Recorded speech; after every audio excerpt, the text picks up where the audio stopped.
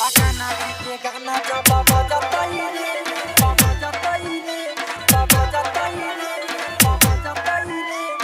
छोरा सा बाटी जब बाबा जताई रे बाबा जताई रे डीजे ओम शंकर परसा खरभिंडा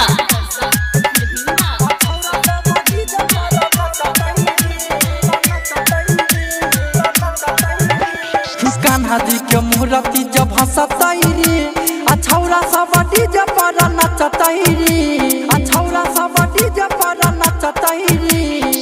सुन के छौरी सब घर से निकलताई सुन के छौरी सब घर से निकलताई देखी के खूबे मुस्काईताई रे मुस्काईताई रे कान्हा जी के गाना जब बजताई रे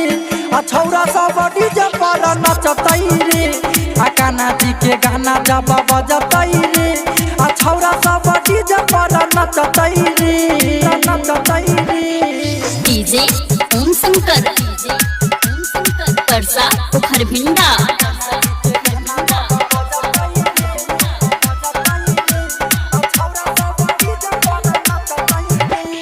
मटक जे भोरे जतै घरा दौड़ैते देखी के लभारा ओकर खूबे मुस्काईते देखी के लभारा ओकर खूबे मुस्काईते मटक जे भोरे जतै घरा दौड़ैते देखी के लभारा ओकर खूबे मुस्काईते भैर मुँह मखन लगाईते रे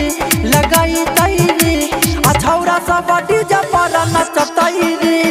कान्हा जी के मूर्ति जब हंसताई रे छौरा सब डीजे पर नचताई रे कान्हा जी के गाना जब बजताई रे आया के पीछे छौरा सब नचताई रे डीजे ओम शंकर परसा खरभिंडा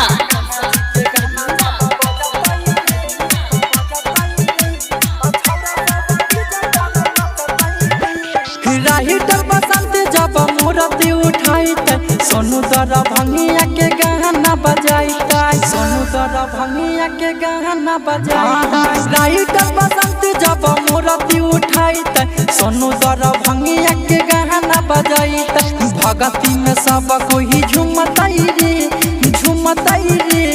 छौरा सब डीजे पर नचताई रे कान्हा जी के मूर्ति जब हंसताई रे